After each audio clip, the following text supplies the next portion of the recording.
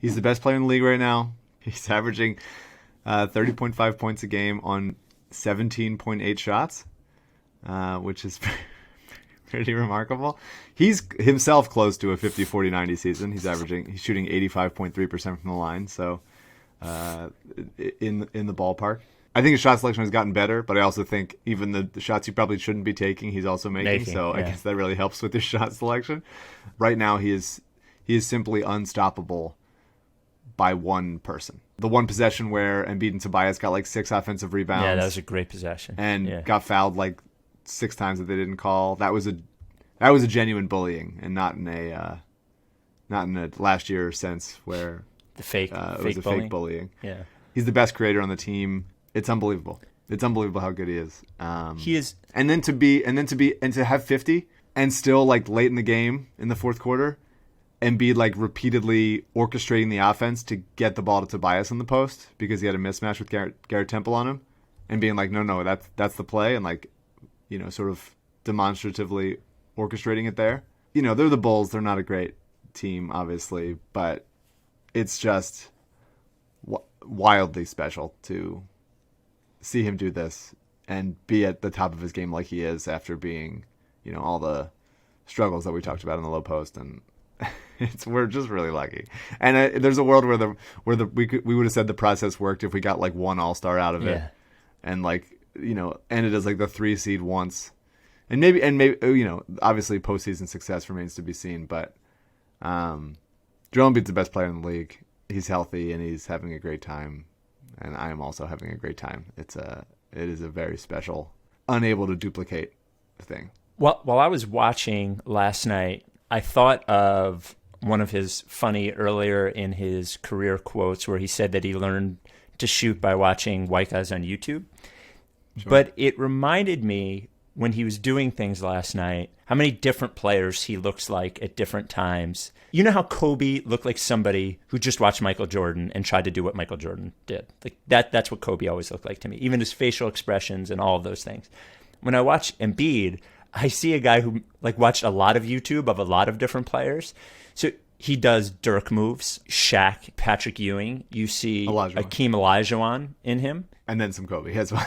Yeah, right. Some Kobe. It's hard in history, even in the history of the NBA, to come up with a player of his size that has his varied skill set. You could probably say that if Olajuwon were alive today, or not alive, if he's alive, if Olajuwon were playing today, just killed him. Just killed him right here. He'd be shooting threes, and he was pretty versatile, but he was also not the size of Embiid. I don't think that there's a historical comparison to Joel, really. Given what he's able to do on the floor. People keep reminding there's a lot of season to go before the MVP award is voted on.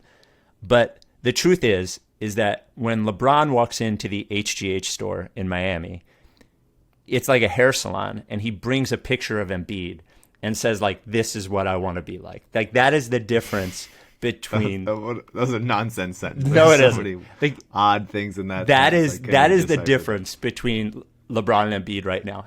I would propose... He wants his hair. I would propose this. Yeah, the hair's there too. That Embiid win the MVP, and they create another award for the person who is 36 and 80% of what he was at 30. And like they can give that award to LeBron, and then Joel can win the MVP, because the only people who think right now that LeBron is the MVP is one of like 2 kinds of people. One, a basketball writer who is on the Clutch payroll, or 2, somebody who has been arguing on the internet for 5 years that LeBron is better than Michael Jordan and feels like this would give them more ammunition that they need. Because this year is not a lifetime achievement award. If it were, then LeBron would still come in second, as he is for his entire career second. Then he would come in second to Embiid. It is for this year. And if it's for this year, then Joel Embiid is not only the MVP, but as you said, the best player in the league. LeBron is second to Embiid in almost every statistical category. There's a better chance that someone could convince me that LeBron is not balding than he is the most valuable player. To me, honestly, like doing the LeBron shtick of like it like lessens how good Joel Embiid is. Like I don't even need to talk about any other players in the league. Like he's playing a different sport. People are going to do whatever they do. The media is going to do whatever they're going to do. But what is happening right now is just like a genuinely special thing. Like look at his. I mean, just like I'm looking at his numbers, and it's like rarely do you see the combination of beautiful to watch and actually just looking at the numbers is making me like smile, bringing joy. I mean, the Tobias quote already saying, "Who's the best kid?" When my kids ask who's the best player I played with, I'll say Embiid. Yeah, it's an honor to be out there with them on the floor. We're doing like a friggin' war movie out here, with just honoring our city and our country and shit. Embiid gets the Purple Heart of basketball. He should. Yeah. He really should. It's beautiful. It's great. We could talk about him forever. I'm appreciating it. I'm not taking it for granted. I am getting the lamest tattoo of all time of, maybe like a Transformers-esque Rollins plus Dawkins plus Iverson into like a 7'2" person. It's going to be awful. It's Power Rangers. I don't know who I am anymore. He's making me a worse person, and I'm happy about it. I'm going to get Abby to draw that. I'll get her to draw a bionic Iverson, Embiid, Dawkins, Rollins. And for some reason, like Ruth Bader Ginsburg is on there, just for God knows why. To make it truly Mike. To make it truly stick out.